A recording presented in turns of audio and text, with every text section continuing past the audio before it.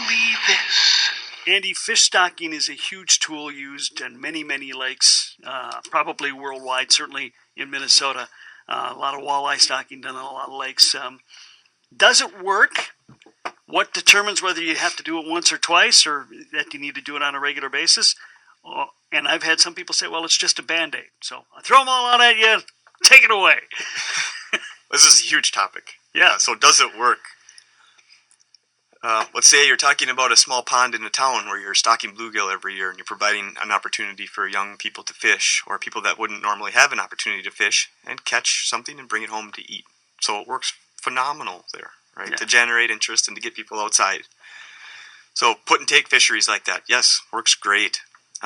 If your fishery has collapsed and we know why it collapsed and we've fixed that problem, sure, you can stock it and rehabilitate the system. Right, so that's exactly what happened at Red Lake. Right, we identified that it was overfishing. The fishery had collapsed. We stocked it. The DNR did. I mean, not we. Right, and that fishery is now record levels in abundance. So, yeah, it's a nice tool to fix a problem that we have identified. Where the issues come in is if. So the DNR is mandated to stock so many walleye every year, right? Just through legislation. That could be an issue.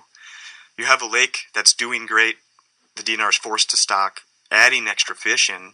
There's only so many mouths that can be fed by that system. Yep. So more fish just means slower growth, actually less recruitment in some systems. So we got to be really, really careful about where we stock and when. So it can be detrimental. It's not it's not the silver bullet that's just going to throw more fish in. It's going to ultimately result in more fish. That's not the case. Okay. And yeah, it's interesting you mentioned the two different ones. Yeah, like the smaller pond, or I think Black Duck Lake is another one where they put it in every year. They take them out every year, but it gives people in the Black Duck area a good fishery, because once they're in there, they certainly grow nicely. There's no question about that. It's just, for whatever reason, they don't reproduce real well in there. Right. So, and then Red Lake and Leech Lake, examples of ones where it was a Band-Aid, but with the other steps in place, they were able to take that Band-Aid off once the wound healed, so to speak. Yeah, I can remember when I was doing an internship as an undergrad, I was fishing these little rainbow trout ponds, and it was just awesome, right? I mean, I'd go out there and catch a rainbow trout every night, take it home, fry it in a pan, and it was, a nice 12-incher. The other experience I've had with stocking on leech just recently, when I was working with the DNR down there, I saw some really, really good data that demonstrated there was an optimal amount of females that should be in this system.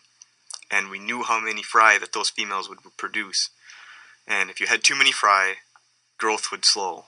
Recruitment, the number of actual catchable size walleyes that you would get would go down. So once you knew what the optimal number of females were, there would be no reason to stock, right? Because we knew their reproductive output. We had a really good estimate of their potential reproductive output, and then therefore the recruitment that would result. So that was a real eye-opener for me to see that the quality of the data that they had and the evidence that was shown as to not stock that system for the last 2 years. Right? Yeah. So, and they were right. Their estimates now of the fry that were output, right, are right on where we thought they would be, or they thought they would be. So really cool stuff that they were showing down there. Yeah, and again, it's that balancing act, right? Everything's a balancing act. You got to figure out that right input, and then and be brave sometimes. Sure. If you think around the country, or around this part of the country, our perch populations are down, right? There's a trend. One of the potential reasons for that is that we're stocking all these walleye, right? The walleye eat the perch. Sure.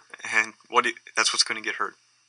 Okay. So too many walleye means slow growth and fewer perch. So there is a balance for sure. Hey, Andy, thanks for your input. We appreciate it. Thank you.